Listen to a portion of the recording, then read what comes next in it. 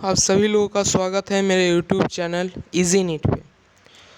आज जो क्लास है हमारा चिल करने की है, पूरी तरह से चिल करना।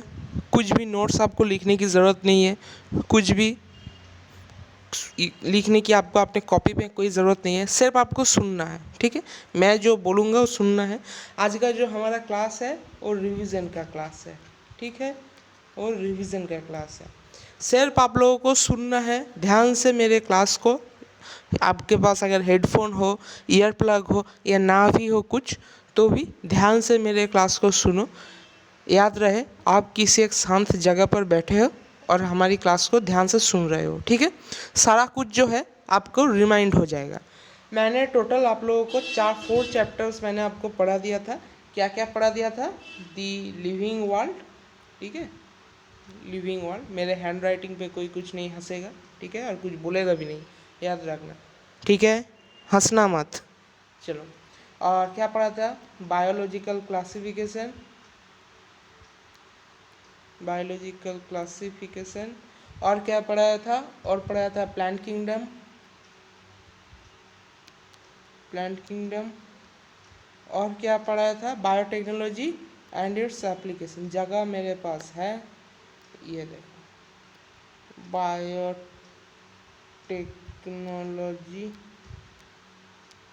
And its application. ऐप लिख देता हूँ, ठीक है। चलो, मोटा मोटा समझ के 4 चैप्टर मैंने आपको कंप्लीट करा दिया है, और बाकी जो भी 34 और चैप्टर्स है वो भी कंप्लीट हो जाएगा। टेंशन मत लो, ज़बरदस्त उसका प्रैक्टिस भी करेंगे, मॉक टेस्ट भी लेंगे, सब कुछ करेंगे। ठीक है, टेंशन मत लेना। जो 4 चैप्टर्स मैंने आपको पढ़ा दिया उनका रिवीजन क्लास है, सिर्फ आपको सुनना है, कुछ भी नोट्स नहीं बनाना, कुछ भी अपने कॉपी में नहीं लिखना है। ठीक है, ईयर प्लग लगा लीजिए या हेडफोन लगा लीजिए, या आपके पास कुछ भी नहीं है तो फिर ध्यान से सुनिए क्लास को। ठीक है, चलो आज का जो रिवीजन सेशन है उसे स्टार्ट करते हैं। कहाँ से स्टार्ट करेंगे? उसे जो है उसे हम स्टार्ट करेंगे, रुको पहले पेज लेना पड़ेगा हमको, ये यहाँ से पेज लेना है। हाँ, उससे हम स्टार्ट करेंगे दी लिविंग वर्ल्ड से। ठीक है, कौन सी चैप्टर से? दी लिविंग वर्ल्ड।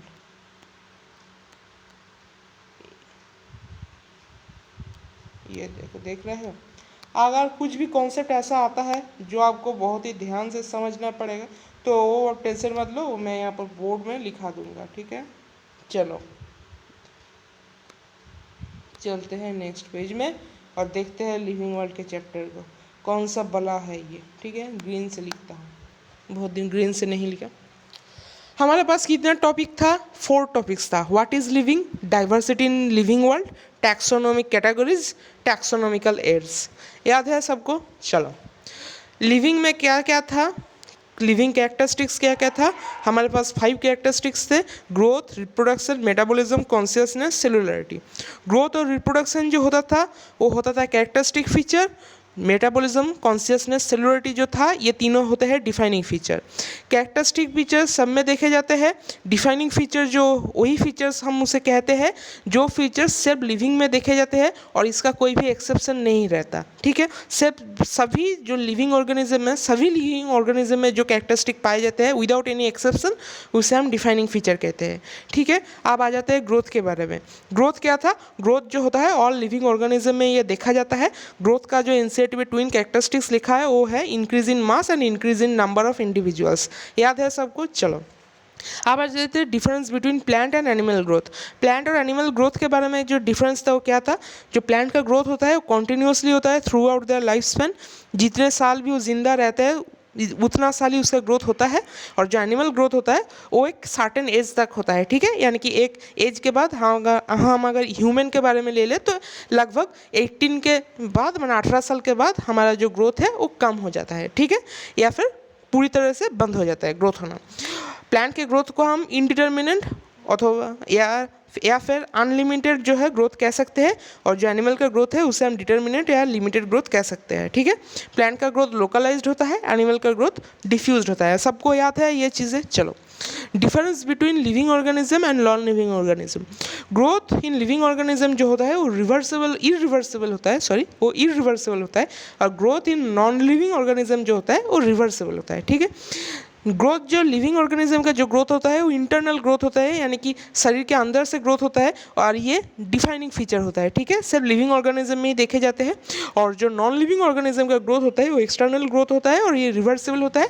जैसा कि माउंटेन्स, बोल्डर्स, सैंड माउंट्स जो है उसके अंदर अगर मिट्टी पत्थर जम जाए तो उसका मास इंक्रीज होता है, यानी कि ग्रोथ होता है उसका। ट्विन कैरेक्टरिस्टिक में पढ़ा था, increase in mass and increase in number of individuals, उसे हम ग्रोथ कहते हैं, ठीक है, समझ गए। चलो, और क्या होता है, जो यूनिसेलुलर ऑर्गेनिज्म होता है उसका जो ग्रोथ होता है और रिप्रोडक्शन होता है वो सिनोनिमस होता है, ठीक है। यूनिसेलुलर ऑर्गेनिज्म मतलब जैसे कि बैक्टीरिया, एल्गी, अमीबा जो होता है उनके लिए, ठीक है।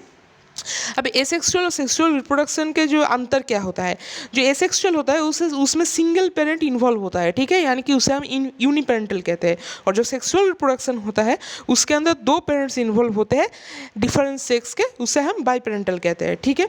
जो एसेक्सुअल रिप्रोडक्शन में गैमेट फॉर्मेशन नहीं होता, अगर होता है कहीं पर तो पार्थेनोजेनेसिस में होता है, ठीक है, ये एक्सेप्शन है, याद रखना। गैमेट फॉर्मेशन एसेक्सुअल रिप्रोडक्शन में नहीं होता, अगर होता है तो पार्थेनोजेनेसिस के लिए होता है। जो सेक्सुअल रिप्रोडक्शन है उसमें गैमेट फॉर्मेशन हमेशा होता है। वेरिएशन एसेक्सुअल रिप्रोडक्शन में देखने को नहीं मिलता, सेक्सुअल रिप्रोडक्शन में देखने को मिलता है। जो कॉम्प्लेक्सिटी है वो क्या होता है, जो एसेक्सुअल होता है उसमें फास्ट होता है और सिंपल होता है, और जो सेक्सुअल रिप्रोडक्शन होता है वो क्या होता है, स्लो होता है, कॉम्प्लेक्स होता है, इलाबोरेट होता है। इसमें जेहेतु एसेक्सुअल रिप्रोडक्शन में जैसे कि हमने पहले ही कहा था सिंगल पेरेंट इन्वॉल्व होता है, फिर उसे किसी की परवाह नहीं है, इसीलिए वो फास्ट होगा, सिंपल होगा। और ऐसे सेक्सुअल रिप्रोडक्शन में जो है उसमें दो पेरेंट इन्वॉल्व होता है, इसीलिए उसके अंदर जो है कॉम्बाइन होना थोड़ा सा मुश्किल हो जाता है, इसीलिए वो स्लो होता है, कॉम्प्लेक्स होता है, इलेबोरेट होता है। समझ गए, याद है। चलो अब देखते हैं जो रिप्रोडक्शन के बारे में जो था, ईस्ट और हाइड्रा में क्या देखे जाते हैं, बडिंग देखे जाते हैं।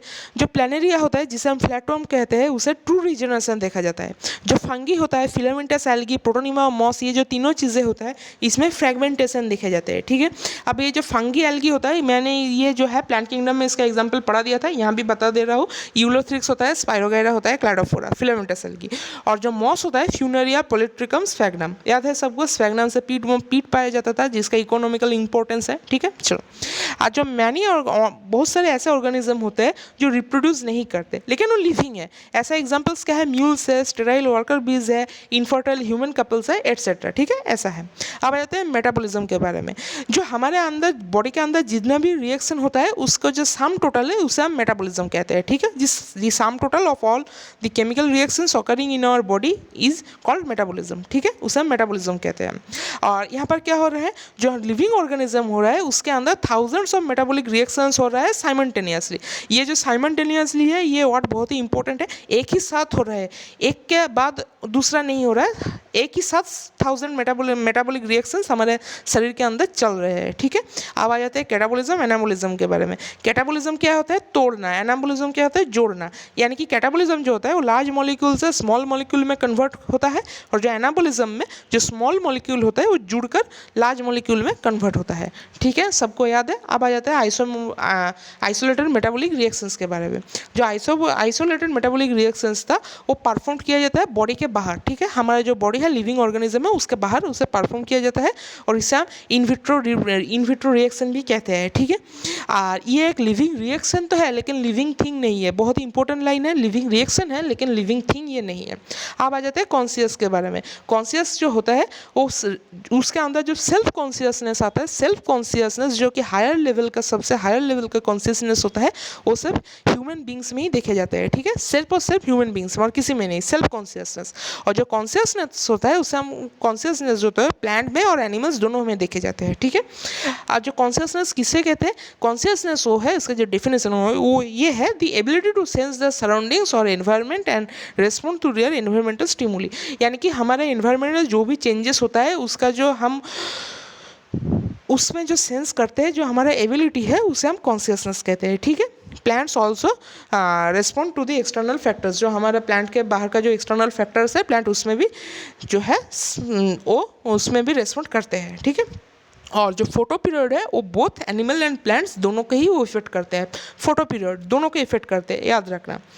चलो और ये एक क्वेश्चन है, जो पेशेंट जो कोमा में रहता है उसे हम क्या कहते हैं, लिविंग कहेंगे या फिर नॉन लिविंग कहेंगे, ये एक इंपॉर्टेंट क्वेश्चन है, वो हमको उसे हम लिविंग कहते हैं, ठीक है। अब आ जाता है डाइवर्सिटी इन लिविंग वर्ल्ड। हमारा टोटल कितना स्पीसीज अभी डिस्कवर्ड हो गया है, जो हम जानते हैं वो होता है 1.7 टू 1.8 मिलियन, ठीक है, 1.7 टू 1.8 मिलियन। अब जो टैक्सोनॉमी होता है वो किसके ऊपर बेस्ड होता है, वो बेस्ड होता है कैरेक्टराइजेशन, आइडेंटिफिकेशन, नोमेनक्लेचर, क्लासिफिकेशन। ऐसा कोई भी क्वेश्चन नहीं पूछा जाएगा जिसमें ये पूछा हो कि कैरेक्टराइजेशन, आइडेंटिफिकेशन, नोमेनक्लेचर, क्लासिफिकेशन, ये चारों में से कौन सा पहले किया जाता है, ऐसा क्वेश्चन हमसे नहीं पूछेगा, ठीक है।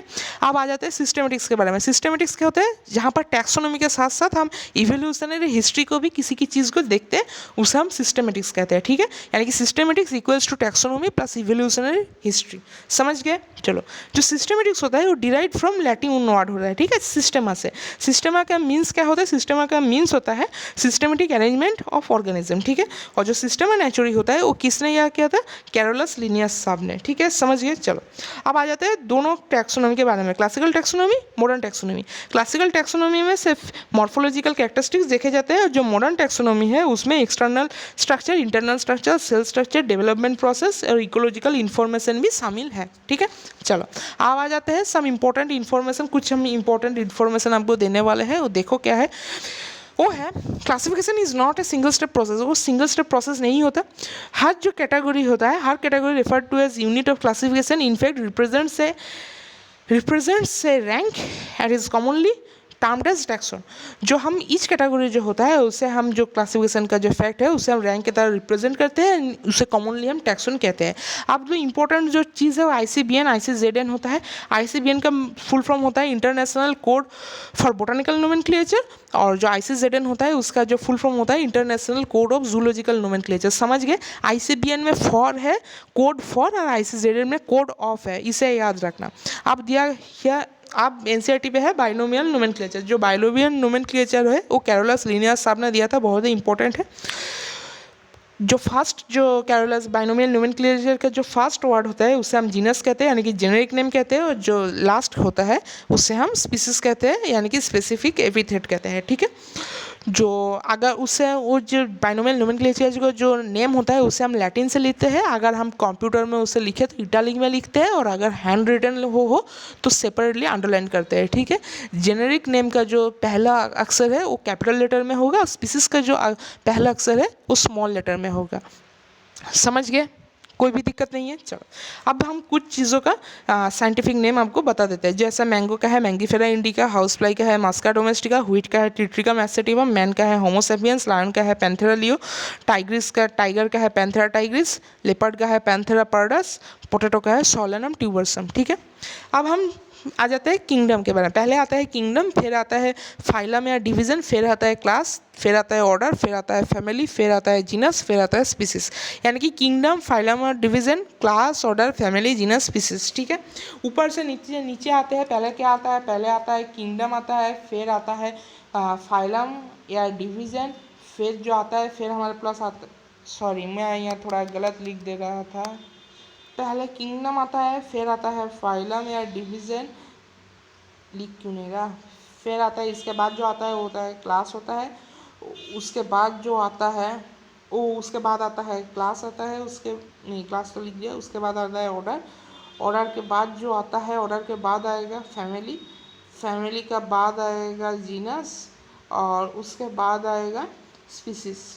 यानी कि हम ऐसे चलेंगे, पहले ऐसे जाएंगे, फिर ऐसे जाएंगे, फिर ऐसे जाएंगे, फिर ऐसे जाएंगे। मेरे पास यहाँ पर जगह नहीं थी तो मैंने ऐसे लिख दिया, लेकिन आप ऐसे मत लिखना, ठीक है। जब हम नीचे से ऊपर जाएंगे, नीचे से ऊपर जाएंगे, तब नंबर ऑफ ऑर्गेनिज्म जो है वो इंक्रीज होता जाएगा। क्या होता जाएगा, नंबर ऑफ ऑर्गेनिज्म जो है वो इंक्रीज होता जाएगा, और जो नंबर ऑफ कॉमन कैरेक्टरिस्टिक्स है वो क्या होता जाएगा, डिक्रीज होता जाएगा। कब, जब हम नीचे से ऊपर जाएंगे, ठीक है। नीचे से ऊपर जाएंगे तो नंबर ऑफ ऑर्गेनिज्म इंक्रीज होगा, अगर नीचे से ऊपर जाएंगे तब number of common characteristics decrease होगा। नंबर ऑफ ऑर्गेनिज्म इंक्रीज होता है, number of common characteristics decrease होता है, ठीक है। और यहाँ पर एक एक्सेप्शनल है, ये जो जीनस और स्पीसीज है, जो जीनस है उसमें कॉमन कैरेक्टरिस्टिक्स ज़्यादा होते हैं, ठीक है। ये जो है ये एक्सेप्शन है, इसमें जो कॉमन कैरेक्टरिस्टिक्स होते हैं जीनस में उस स्पीसीज की तुलना में ज़्यादा होते हैं, ठीक है। होना क्या चाहिए था, कम होना चाहिए था, लेकिन होते ज़्यादा है, ठीक है, ये याद रखना। और एक बात है, जो ऑल कैटेगरी, सभी जो कैटेगरीज होते हैं सभी कैटेगरीज टैक्सा होते हैं, लेकिन सभी टैक्सा कैटेगरीज नहीं होते। अगर हम इसे इंग्लिश में कहें तो ऐसे होगा, all categories are taxa but all taxa are not categories. समझ गए? चलो अब हम इस चैप्टर में शेष आखिर में आ गए हैं और उस टैक्सोनॉमिकल एड्स के बारे में आ गए हैं। जो टैक्सोनॉमिकल एड्स होता है वो कलेक्शन होता है एक्चुअल स्पेसिमेंस का, प्लांट का भी हो सकता है, एनिमल्स का भी हो सकता है, अलग अलग भी हो सकता है, एक साथ में भी हो सकता है, ठीक है। और ये एसेंस वेरी वेरी इंपॉर्टेंट और एसेंशियल है prime source of taxonomical studies के लिए, ठीक है। अब जो टैक्सोनॉमिकल एड्स होता है वो कैसे होता है, प्रिजर्वेशन होता है, कंजर्वेशन होता है, लिटरेचर होता है। जो प्रिजर्वेशन होता है वो किसके लिए होता है, डेड ऑर्गेनिज्म के लिए, कन्वर्जन किसके लिए होता है, लिविंग ऑर्गेनिज्म के लिए, ठीक है।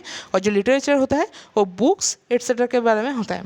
अब आ जाते हैं हर्बेरियम के बारे में। हर्बेरियम नहीं, पहले ये जो चीज़ कह देते हैं, प्रिजर्वेशन के अंदर आता है हर्बेरियम म्यूजियम, कंजर्वेशन के आता है जूलॉजिकल पार्क, बोटानिकल गार्डन, और लिटरेचर के अंदर आता है flora, manual, monograph, catalogue etcetera, ठीक है।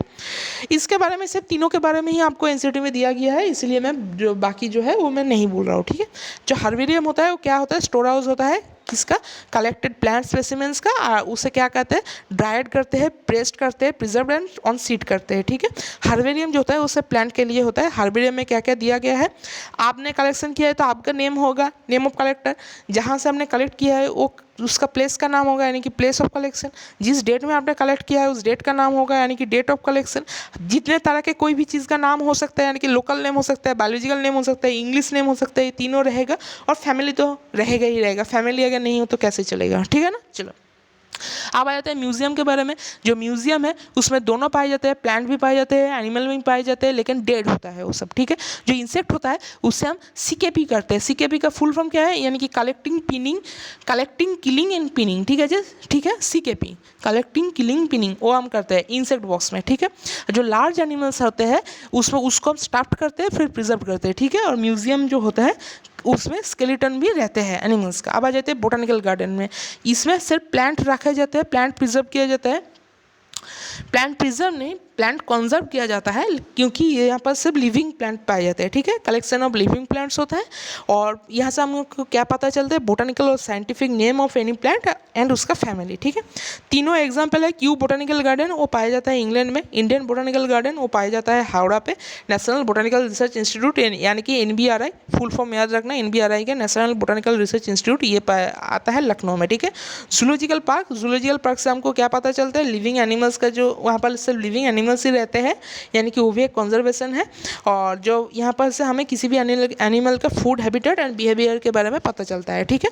अब आ जाते हैं की के बारे में। की क्या होता है, ये भी एक अनदर टैक्सोनॉमिकल एड है, बेस्ड ऑन सिमिलरिटीज डिसिमिलरिटीज़ के अंदर बेस्ड होता है, कॉन्ट्रास्टिंग कैरेक्टर्स के ऊपर ये बेस्ड होता है, और जेनेटिकली और जनरली इन पेयर में रहता है, जिसे हम कपलेट कहते हैं। और जो इसका जो इस स्टेटमेंट है यानी कि हर एक स्टेटमेंट को हम लीड कहते हैं, पेयर में रहे तो कपलेट, सिंगल स्टेटमेंट हो तो लीड, ठीक है, ठीक है। और जनरली ये एनालिटिकल इन नेचर होता है। क्या होता है, एनालिटिकल इन नेचर, ये बहुत ही इंपॉर्टेंट है, ठीक है।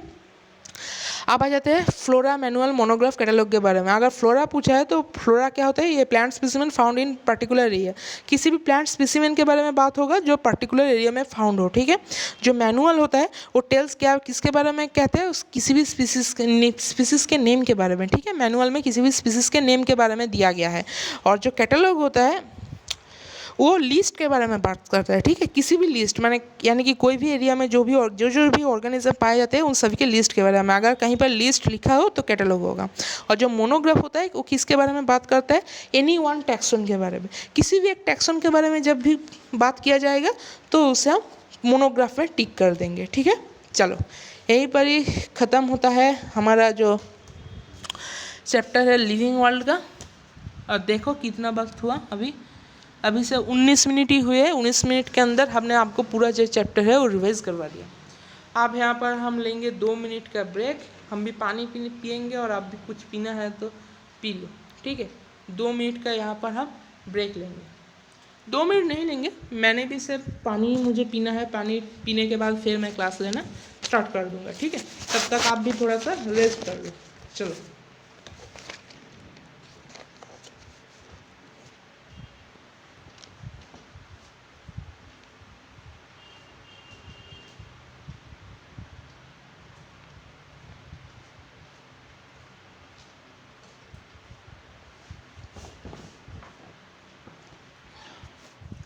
हाँ तो बच्चों मुझे बताना कि क्लास आपको कैसा लग रहा है, ठीक है, कमेंट सेक्शन में बताना। हाँ, पानी पीने के बाद मज़ा आ गया थोड़ा सा।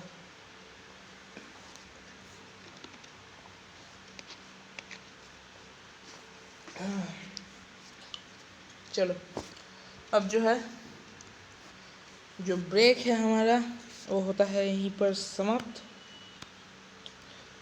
ज़्यादा देर ब्रेक लेना भी अच्छी बात नहीं होती ना। चलो फिर पढ़ने का जो एनर्जी है वो ख़त्म हो जाएगा। चलो स्टार्ट करते हैं। और यहीं से तो लिखा ना। चलो स्टार्ट करते हैं। अब हम क्या पढ़ेंगे? अब हम पढ़ेंगे जो है हमारा बायोलॉजिकल क्लासिफिकेशन, ठीक है,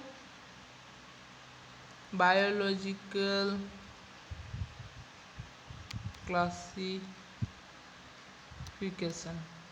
ठीक है।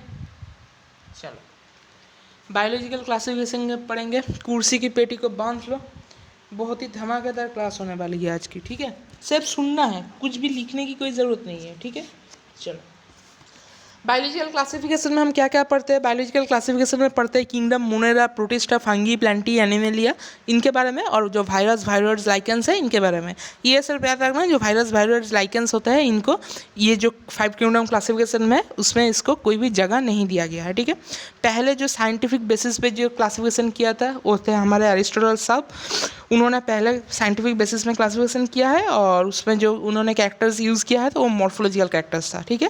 प्लांट्स को उन्होंने 3 पार्ट्स में डिवाइड किया था, ट्री, श्रब्स, और एनिमल्स जो था उसे 2 पार्ट में, ब्लड, आरबीसी और ब्लड और ब्लड में, यानी कि जो ब्लड है जिसमें एक के ब्लड में आरबीसी प्रेजेंट है और दूसरे के बारे में ब्लड में आरबीसी प्रेजेंट नहीं है, ठीक है।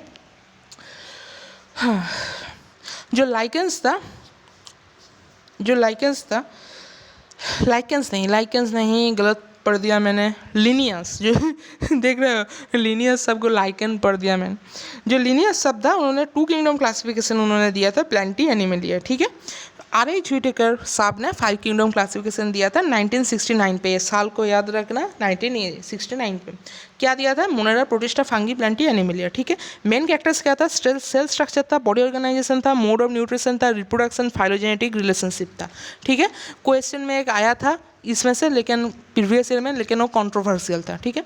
3 डोमेन सिस्टम दिया गया था जिसमें किंगडम मोनेरा को 2 डोमेन्स में डिवाइड किया गया था और बाकी जो यूकैरियोटिक जो किंगडम्स होते हैं उसके हम 3rd डोमेन में जो है उसे हम क्या करते हैं, उसे हम समझते हैं, ठीक है। 3rd डोमेन समझते हैं, यानी कि 3 डोमेन सिस्टम यह था और इसको हम 6 किंगडम भी कहते हैं। अब जो इशूज़ आया था अर्लियर क्लासिफिकेशन में वो क्या था? देखिए, वो जो डिफ्रेंशिएट नहीं करता था, autotrophic, heterotrophic, prokaryotic, eukaryotic, cells wall composition में इसमें कुछ भी वो डिफ्रेंशिएट नहीं करता था, ठीक है। इसीलिए उसमें इशूज़ आ रहे थे। जो अर्लियर क्लासिफिकेशन सिस्टम था वो bacteria, blue green algae, fungi, mosses, ferns, gymnosperm, angiosperm सभी को प्लांट के अंदर ही रख दिया था, ठीक है। जो सेल वॉल होता है फंगी का वो काइटिन का होता है, जो सेल वॉल प्लांट्स का होता है वो सेलुलोज का होता है, ठीक है। पहले जो था क्लैमाइडोमोनास और स्पाइरोगाइरा उन सभी को एल्गी के अंदर रख दिया गया था, लेकिन बाद में उन सबको प्रोटिस्टा के अंदर रखा गया, ठीक है। पहले जो था पैरामेसियम और एमीबा को जो है उसे सभी को एनिमल किंगडम के अंदर रखा गया था, लेकिन जब रुको गड़बड़ हो रही है थोड़ा सा। जो पैरामेसियम और एमीबा था पहले उन सभी को एनिमल के अंदर रखा गया था, बावजूद इसके कि उनके अंदर सेल वॉल प्रेजेंट था, ठीक है। लेकिन बाद में उन सभी को प्रोटिस्टा के अंदर रखा गया। फिर आ जाता है किंगडम मोनेरा के बारे में। किंगडम मोनेरा पे क्या क्या हमको याद रखना है? जो बैक्टीरिया और the sole members of kingdom Monera, bacteria होता है हंड्रेड्स ऑफ बैक्टीरिया, एक मुट्ठी जो हमारा मिट्टी है उसमें रहता है, वो कहीं पर भी रह सकते हैं, हॉट स्प्रिंग हो, डेजर्ट हो, स्नो हो, कहीं पर भी। और उसमें से कुछ पैरासिटिक भी होता है, ठीक है, यानी कि अदर ऑर्गेनिज्म में भी लिव करता है। उसको हम 4 पार्ट्स में डिवाइड कर सकते हैं बैक्टीरिया को, spherical, rod shaped, comma shaped, spiral. Spherical होता है कोकस, रॉड शेप्ड होता है बैसिलस, कोमा शेप्ड होता है विब्रियम, स्पाइरल शेप्ड होता है स्पिरुलियम, ठीक है। अब जो स्ट्रक्चर होता है उसका स्ट्रक्चर बहुत ही सिंपल होता है, लेकिन हाई कॉम्प्लेक्स बिहेवियर होता है और जो मोस्ट एक्सटेंसिव मेटाबॉलिक डाइवर्सिटी को शो करता है, ठीक है। और जो मेजॉरिटी ऑफ बैक्टीरिया होता है वो हेटेरोट्रोपिक होता है, they are depend on organism or on dead organic matter, ठीक है। चलो, अब जो आर्की बैक्टीरिया होते हैं वो खतरों के खिलाड़ी होते हैं, live in the most harsh habitat में वो रहते हैं, एक्सट्रीमली सॉल्टी एरियाज जिसे हम हेलोफाइल्स कहते हैं, याद रखना। मोर हॉट स्प्रिंग जो है उसे हम थर्मा एसिडोफिलस कहते हैं, और मार्सी एरियाज मिथाओजेंस कहते हैं, ठीक है जी। Differ from other bacteria in living cell wall structure, cell wall structure की वजह से उसे हम एक से दूसरे से डिवाइड कर सकते हैं, यानी कि आर्की बैक्टीरिया और यू बैक्टीरिया जो है उनमें से हम डिफरेंशिएट कर सकते हैं, ठीक है। चलो, चैप्टर काफ़ी बड़ा है। चलो, methanogens are present in the gut of several ruminant animals, ठीक है। मैं शायद 4 चैप्टर्स नहीं ले पाऊँगा, मुझे लग रहा है, देखते हैं कितना होता है। एनिमल्स रिस्पॉन्सिबल फॉर बायोगैस, और रिस्पॉन्सिबल बायोगैस होता है, बायोगैस के अंदर क्या क्या रहता है, CO2 रहता है, H2S रहता है, CH4 रहता है, ठीक है। अब आ जाते हैं यू बैक्टीरिया के बारे में। यू बैक्टीरिया में क्या था, यू बैक्टीरिया में था blue green algae, chlorophyll A रहता है, और वो फोटोसिंथेटिक ऑटोट्रॉफ्स होते हैं, ठीक है। यूनिसेलुलर कॉलोनियल फिलामेंटस भी साइनोबैक्टीरिया हो सकते हैं, ठीक है। जो कॉलोनियल होता है वो कॉलोनियल वॉल्वॉक्स होता है, ठीक है। और जो कॉलोनियल एल्गी होता है वो जो सराउंडेड होता है जिलेटिनियस शीथ के वजह से वो सराउंडेड रहता है। जो कुछ जो बैक्टीरिया है जो N2 फिक्स करते हैं उसके अंदर हेटेरोसिस्ट नाम के सेल्स रहते हैं, ठीक है। हाँ चलो, और जो प्लांट जो कीमोसिंथेटिक ऑटोट्रॉफ्स बैक्टीरिया होते हैं वो एक ग्रेट रोल प्ले करते हैं रिसाइकलिंग न्यूट्रिएंट्स के बारे में, ठीक है। N2 phosphorus, iron and sulphur जो होता है उसको रिसाइकिल करते हैं।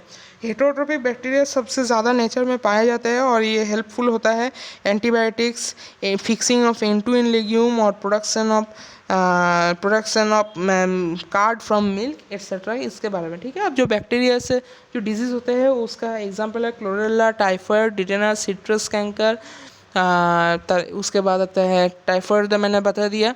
निमोनिया आ जाता है उसके बाद, और उसके बाद आ जाता है क्या आता है, डायसेंट्री आ जाता है, डिप्थेरा आ जाता है, प्लेग आ जाता है, ठीक है। ये सब ह्यूमन हेल्थ एंड डिजीज़ पे है, मैंने बता दिया। फिर भी bacteria reproduce mainly by fusion के रिप्रोड्यूस करता है, और अनफेवरेबल कंडीशन के वजह से वो स्पोर प्रोड्यूस करता है, ठीक है, अनफेवरेबल कंडीशन में। और they also reproduce by a sort of sexual reproduction by adopting a primitive type of DNA transfer from one bacterium to other। अगर उसे तकलीफ हो तो अपना जो DNA है वो किसी और बैक्टीरिया में वो ट्रांसफ़र कर देता है और उससे वो रिप्रोड्यूस करता है। अब आ जाता है माइक्रोप्लाज्मा के बारे में। माइक्रोप्लाज्मा क्या था, माइक्रोप्लाज्मा में सेल वॉल नहीं होते, ये सबसे स्मॉलेस्ट लिविंग सेल होता है, ऑक्सीजन के बिना भी ये सर्वाइव कर सकता है, और मैनी माइक्रोप्लाज्मा पैरासिटिक हो सकते हैं प्लांट्स और एनिमल्स में, ठीक है। अब आ जाता है प्रोटिस्टा के बारे में। जो प्रोटिस्टा था वो सिंगल सेल यूकेरियोट्स था, ठीक है। उसमें जो होता है बाउंड्रीज जो होते हैं वो वेल डिफाइंड नहीं होता था। प्रोटिस्टा प्राइमरली एक्वाटिक होता था, कॉन्टेंट्स वेल डिफाइंड न्यूक्लियस था, इसमें वेल डिफाइंड न्यूक्लियस भी होता है, और इसे हम टोटल 5 पार्ट्स में डिवाइड कर सकते हैं, क्राइसोफाइट, डायनोफ्लैजिलेट्स, यूग्लिनोइड्स, स्लाइमर्स, प्रोटोजोन्स, ठीक है, समझ गए। क्राइसोफाइट यानी कि डायटम्स जो है, और गोल्डन एल्गी यानी कि जो डेस्मिड्स है, जो गोल्ड डायटम्स है वो ओशन का चीफ प्रोड्यूसर होता है। इसका जो सेल वॉल होता है वो डिपोजिट नहीं होता, थाउजेंड्स ऑफ सिलिया उसमें रहते हैं, इसीलिए वो जहाँ पर भी वो सब रहते हैं, जो अपना जो सेल होता है वो वहाँ पर डिपॉजिट होता है, उसे हम डायोटोमिसियस अर्थ भी कहते हैं, ठीक है। उसका जो दोनों सेल रहता है वो एक के ऊपर सोप केस के जैसे रखा जाता है उसको, ठीक है, सोप केस के जैसा वो दिखता है, ठीक है, यही सब है। और आ जाता है डायनोफ्लैजिलेट्स के बारे में। ये मोस्टली मेराइन होता है, फोटोसिंथेटिक होता है, एपियर येलो, ग्रीन, ब्राउन ऐसा होता है, जिस तरह की उसमें पिगमेंट रहता है वैसा वो दिखेगा, ठीक है। 2 फ्लैजेला रहते हैं, एक लॉन्गिट्यूडिनल होता है, एक ट्रांसवर्सली रहता है, और इसका जो एग्जांपल है गाइनोकेलिक्स होता है, रैपिड मल्टीप्लिकेशन देखा जाता है, इसके वजह से रेड टाइड आता है, और इसके अंदर ये बहुत ही एक होता है जो पॉइजनस होता है, ये मैराइन एनिमल्स को किल कर देता है, ठीक है। जो अब यूग्लिनोइड्स है वो होता है, वो पाए जाते हैं स्टैगनेंट फ्रेश वाटर में, ठीक है, स्टैगनेंट और फ्रेश वाटर होना चाहिए, वहाँ पर ही वो पाया जाएगा। दोनों फ्लैजेला रहते हैं, एक शॉर्ट होता है, एक लॉन्ग होता है, फोटोसिंथेटिक भी हो सकते हैं, हेटेरोट्रॉफ्स भी हो सकते हैं। जब सनलाइट प्रेजेंट होगा तब फोटोसिंथेटिक, जब प्रेजेंट नहीं होगा तब वो हेटरोट्रॉफ हो जाएगा। अब आ जाते हैं स्लाइम मोल्ड के बारे में। जो स्लाइम मोल्ड होता है वो स्पैरोफिटिक प्रोटिस्ट होता है, बॉडी मूव्स होता है, डिकेन ट्विग्स और लीव की तरह बॉडी अपने आप जो होता है मूव्स करने लग जाता है, और वो जो सूटेबल कंडीशन में वो प्लाज्मोडियम बनाता है, कॉल्ड प्लाज्मोडियम, और सेवरल फीट तक वो ग्रो कर सकता है। और अनफेवरेबल कंडीशन में वो जो है फ्रूटिंग बॉडीज तैयार करता है, और उसके जो टिप होता है, फ्रूटिंग बॉडीज के टिप पे स्पोर्स बियर होता है, और वो एयर करंट के वजह से वो एक जगह से दूसरी जगह डिस्पर्स्ड होता है। ठीक है, चलो अब आते हैं प्रोटोजोन के बारे में। सभी हेटेरोट्रॉप्स होते हैं और जो प्रीडेटर्स और पैरासिटिक होते हैं। ठीक है, एमीबॉइड प्रोटोजोन्स है। एमीबॉइड प्रोटोजोन फ्रेश वाटर में रह सकते हैं, सी वाटर, मॉइस्ट सॉइल में भी रह सकते हैं, और वो जो सीडोपोडिया वो प्रोड्यूस करते हैं, इसे हम फॉल्स फिट कहते हैं, एमीबा के अंदर देखा जाता है। और क्या इसका एग्जाम्पल जो है वो एंटामीबा होता है। ठीक है, एग्जाम्पल याद रखना वो बहुत ही इंपॉर्टेंट है, एग्जाम्पल एंटामीबा होता है। चलो अब आ जाते हैं फ्लैजिलेटेड प्रोटोजोन्स के बारे में। फ्री लिविंग हो सकता है, पैरासिटिक भी हो सकता है, स्लीपिंग सिकनेस कॉज कर सकता है, ट्रिप्नोसोमा होता है। Ciliated protozoans have cavity called gullet, gullet कहते हैं, opens outside the cell structure के बाहर ओपन होता है, एक्टिवली मूविंग ऑर्गेनिज्म होता है because of the presence of thousands of cilia, actively moving होता है वो। और जो इसका एग्जाम्पल है वो पैरामोसियम होता है। ठीक है, जो स्पोरोजोन्स होता है उसका सिर्फ एग्जाम्पल करना है आपको, और वो होता है प्लाज्मोडियम, उसे हम मैलेरियल पैरासाइट भी कहते हैं। अब आ जाता है फंगी के बारे में। जो किंगडम फंगी होता है वो यूनिक किंगडम है हेटेरोट्रॉफिक ऑर्गेनिज्म के लिए, grow in warm and humid place होता है, इसीलिए फ्रीज में कोई भी फंगी ग्रो नहीं करता। मल्टीसेलुलर होता है, एक्सेप्शन ईस्ट है, ईस्ट यूनिसेलुलर होता है। ठीक है, फंगी फिलामेंटस होता है,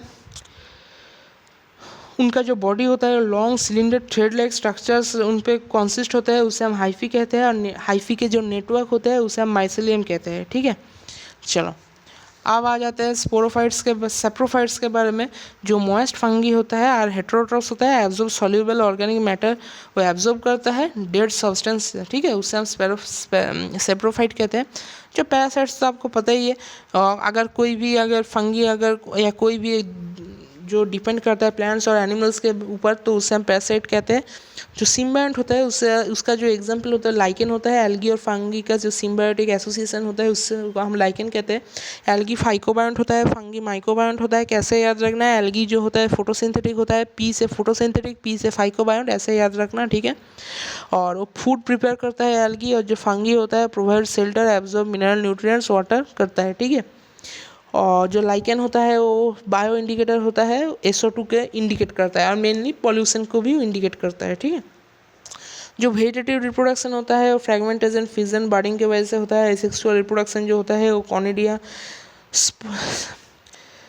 स्पोरेंजिया कोनेडिया स्पोरेंजिया जूस्पोर की वजह से होता है। जो सेक्सुअल रिप्रोडक्शन होता है ऊस्पोर, एक्रोस्पोर, बेसिडियोस्पोर की वजह से होता है। ठीक है, अब जो प्लाज्मोगैमी होता है वो फ्यूजन ऑफ प्रोटोप्लाज्म होता है बिटवीन 2 मोटाइल और 2 नॉन मोटाइल गैमेट्स के। ठीक है, अब जो कैरियोगैमी होता है वो फ्यूजन होता है दोनों न्यूक्लियाई के। जो स्पोर होता है वो म्यूसिस के वजह से फॉर्म होता है। ठीक है, फाइकोमाइसेटिस, एस्कोमाइसेटिस, बेसिडियोमाइसेटिस, ड्यूटेरोमाइसेटिस, 4 टाइप्स के फंगी के बारे में बात किया गया है। फाइकोमाइटिस को हम एल्गल फंगी भी कह सकते हैं। म्यूको, इसका एग्जांपल है म्यूको और राइजोपास यानी कि ब्रेड माउल्ड, एल्ब्यूगो यानी कि पैरासिटिक फंगी और मास्टर, एस्कोमाइसिटिस को हम सैक फंगी कहते हैं। इसका एग्जांपल है पेनिसिलियम जिसका हम एंटीबायोटिक बनाते हैं, एस्परजिलस, क्लेविसिप्स और न्यूरोस्पोरा। ठीक है, न्यूरोस्पोरा बायोकेमिकल जेनेटिक वर्क में यूज़ किया जाता है। अब आते हैं बेसिडियोमाइसिटिस जिसमें हम कॉमनली मशरूम्स कहते हैं, सेक्स ऑर्गन्स इसमें एब्सेंट होता है।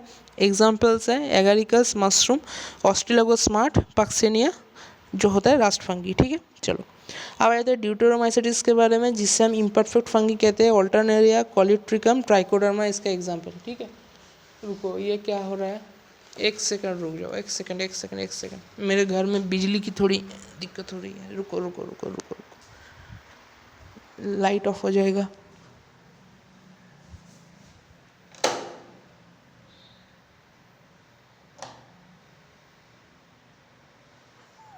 रुको एक सेकंड। चलो तो मैं अभी कहाँ पर था, हाँ याद आ गया मुझे, मैं ड्यूटेरोमाइसिटिस के वहाँ पर था ना, ड्यूटेरोमाइसिटिस का एक सेकेंड, थोड़ा सा गड़बड़ हो गया ना, रुको, कोई बात नहीं, अभी से ही कर लेंगे। थोड़ा सा रुको रुको रुको, थोड़ा सा रुको।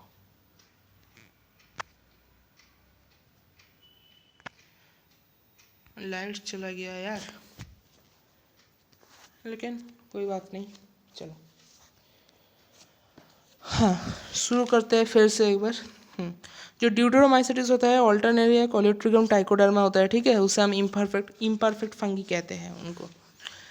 जो एस्कोमाइसिटिस होता है उसमें एसेक्सुअल जो होता है, सेक्सुअल होता है, दोनों ही प्रेजेंट रहता है। एंडोजिनस भी रहता है, दोनों ही एंडोजिनस होता है। एंडोजिनस में एसेक्सुअल जो होता है जूस्पोर होता है और ए प्लानोस्पोर होता है। जूस्पोर जो होता है मोटाइल होता है, ए प्लानोस्पोर नॉन मोटाइल होता है। एस्कोमाइसिटिस में एसेक्सुअल एक्सोजिनस होता है, सेक्सुअल एंडोजिनस होता है। एसेक्सुअल में कॉनिडिया रहते हैं, ठीक है। जो बेसिडियोमाइसिटिस होता है उसमें एसेक्सुअल एब्सेंट होता है, सेक्सुअल एक्सोजिनस होता है। और जो ड्यूटेरोमाइसिटिस रहता है उसमें जो एक्सुअल है, एसेक्सुअल है, उसमें एक्सोजिनस होता है और जो सेक्सुअल होता है वो एब्सेंट होता है। और एसेक्सुअल में कॉनिडिया होता है, ठीक है। चलो, जो किंगडम होता है उसमें इंसेक्टिवोरस प्लांट यानी कि किंगडम प्लांटी होता है, उसमें हम इंसेक्टिवोरस प्लांट के बारे में सिर्फ पढ़ेंगे। इंसेक्टिवोरस प्लांट में ब्लाडर रोड, वेनस फ्लाई आते हैं, ठीक है। अब आ जाते हैं किंगडम एनिमलिया के बारे में। मेनली ये सारे हेटरोट्रॉफिक होते हैं, यूकैरियोटिक होते हैं, ठीक है, सेल वाल इनमें नहीं होता। अब आते हैं वायरस, वायरोइड्स और पायरियंस एंड लाइकेंस के बारे में। लाइकेंस तो मैंने पहले ही पढ़ा दिया, सिर्फ वायरस, वायरोइड्स और पायरियंस पढ़ना है। ये 5 किंगडम में इन्हें कोई भी जगह नहीं दिया गया है, ठीक है। और जो वायरस होता है वो नॉन सेलुलर होता है, इनर्ट क्रिस्टलाइन स्ट्रक्चर उसका होता है आउटसाइड में लिविंग सेल का, ठीक है। और ये ऑब्लिगेट पैरासाइट होता है। जो दिमित्री लिवानोवस्की ने 1892 में ने 1892 में पहले वायरस नाम दिया था। इसका मतलब वेनम होता है और पॉइजनस भी होता है और ये स्मॉलर देन बैक्टीरिया होता है, ठीक है, बैक्टीरिया से छोटा होता है क्योंकि ये बैक्टीरिया प्रूफ फिल्टर से पास कर जाता है। और जो M.W. बेजरनिक है उन्होंने 1898 में पहली बार क्वांटम वाइवम फ्लूइडम दिया था, उसे हम इंसेक्टिवोरस लिविंग फ्लूइड कहते हैं, ठीक है। चलो, अब जो W.M. स्टैनली होते हैं उन्होंने पहले 1935 में जो है वो दिया था वायरस कुड बी क्रिस्टलाइज, ठीक है, यानी कि वायरस जो क्रिस्टलाइज्ड हो सकते हैं वो पहले कहा था W.M. स्टैनली ने, बहुत ही इंपॉर्टेंट है 1935 में, ठीक है। चलो, अब जो होता है वायरस में DNA RNA एक साथ नहीं रह सकता। अगर DNA रहेगा हो सकता है सिर्फ DNA रहेगा या फिर सिर्फ RNA रहेगा, दोनों एक साथ नहीं रह सकता, ठीक है, याद रखना। प्लांट में सिंगल स्टैंडर्ड RNA पाए जाते हैं, एनिमल्स में सिंगल स्टैंडर्ड और double standard RNA and double standard DNA, ठीक है। बैक्टीरियोफाज में सिर्फ डबल स्टैंडर्ड DNA पाया जाएगा। और जो बैक्टीरियोफाज होता है, बैक्टीरियोफाज में डबल स्टैंडर्ड DNA पाया जाएगा। जो बैक्टीरियोफाज होता है उसको बैक्टीरियोफाज किसे कहते हैं? वायरस, वो वायरस को कहते हैं जो बैक्टीरिया को इन्फेक्ट कर सकता है, ठीक है। अब आ जाते हैं वायरस के बारे में। जो वायरस किसे कहते हैं? वायरस जो है स्मॉलर देन वायरस होता है, पोटैटो स्पिंडल डिजीज होता है, फ्री RNA उस पर रहता है, लैक प्रोटीन कोड नहीं रहता है उसमें, लो मॉलिक्यूलर वेट उसका होता है, तुलनामूलक, ठीक है। यानी कि वायरस के तुलना में वायरस का लो मॉलिक्यूलर वेट होता है। और ये जो दिया था ये T.O. डिनर ने दिया था 1971 में, ठीक है। आप आ जाते हैं पायरियंस के बारे में। पायरियंस का बहुत बड़ा डेफिनेशन है, आप सिर्फ याद रखना एबनॉर्मली फोल्डेड प्रोटीन, जहाँ पर भी एबनॉर्मली फोल्डेड प्रोटीन दिखे पायरियंस टिक कर देना, ठीक है। Smaller than size to virus, virus से छोटा होता है। Disease caused by prions are bovine spongiform, एक बहुत बड़ा नाम है, आपसे BSc याद रखना, ये शॉर्ट फॉर्म ही आएगा, अगर लॉन्ग फॉर्म भी आएगा तो आप BSc याद रखना, उससे आप पहचान जाओगे, ठीक है। इसे हम कॉमनली मैड काउ डिजीज़ कहते हैं, कैटल में देखा जाता है। और analogous variants CR Jacob disease होता है, मैंने जिसे हम CJD कहते हैं, वो एनिमल्स में यानी कि ह्यूमंस में देखा जाता है, ठीक है। तो यहीं पर समाप्त होता है हमारा दूसरा जो चैप्टर है, यानी कि जो हमारा बायोलॉजिकल क्लासिफिकेशन का चैप्टर है वो यहीं पर ख़त्म होता है, ठीक है। इसके बाद नहीं, सिर्फ 2 ही चैप्टर हो ना, 2 ही चैप्टर आगा, फिर आप लोग अगर आज रिवाइज करो, ठीक है। ताड़ाहुड़ो करने की तो कोई बात नहीं है, हमारे पास अभी बहुत टाइम है तो बहुत ही टाइम है। आज हम 2 चैप्टर के रिवीजन करेंगे, फिर कल 2 चैप्टर के करते हैं, ठीक है। क्योंकि आपको पढ़ने के भी तो लिए भी तो टाइम चाहिए ना। अगर 4 चैप्टर में एक साथ पढ़ा दूंगा तो फिर आपको पढ़ने में दिक्कत हो जाएगी। और यहाँ पर भी वैसे भी मेरा यहाँ पर थोड़ा लाइट का अभी घर पे दिक्कत हो गया है, पता नहीं क्या हुआ, देखना पड़ेगा मुझे, ठीक है। तो इसीलिए मैं यहीं पर आज समाप्त कर देता हूँ क्लास। नहीं तो मेरा इरादा था कि 4 चैप्टर्स यार पढ़ा देने का, लेकिन थोड़ा सा प्रॉब्लम हो गया, लाइट का भी प्रॉब्लम हो गया। और दूसरी बात है कि अगर 4 चैप्टर मैं पढ़ा भी दूंगा तो फिर भी आप रिवाइज़ नहीं कर पाओगे एक दिन में। तो ठीक है, कोई बात नहीं है, चलो देखते हैं क्या करा जाता है। तो कल हम जो प्लांट किंगडम और बायोटेक्नोलॉजी एंड इट्स एप्लीकेशन को रिवाइज करेंगे, ठीक है। और फिर परसों से हम स्टार्ट करेंगे माइक्रोब्स इन ह्यूमन वेलफेयर, उसके बाद हम करेंगे ह्यूमन हेल्थ एंड डिजीज़, और उसके बाद हम करेंगे strategies of enhancement of food production, ठीक है। तीनों चैप्टर, और उसके बाद देखेंगे क्या कौन सा चैप्टर एक करेंगे, और फिर उसके बाद जो है वो हम रिवीजन करेंगे। ऐसा ही सीक्वेंस में चलता रहेगा हमारे क्लास, ठीक है। चलो आज के लिए बस इतना ही, यहीं पर समाप्त करते हैं। आप लोगों से मिलते हैं मेरी अगली वीडियो में। तब तक के लिए स्वस्थ रहिए, पढ़ते रहिए। अलविदा दोस्तों।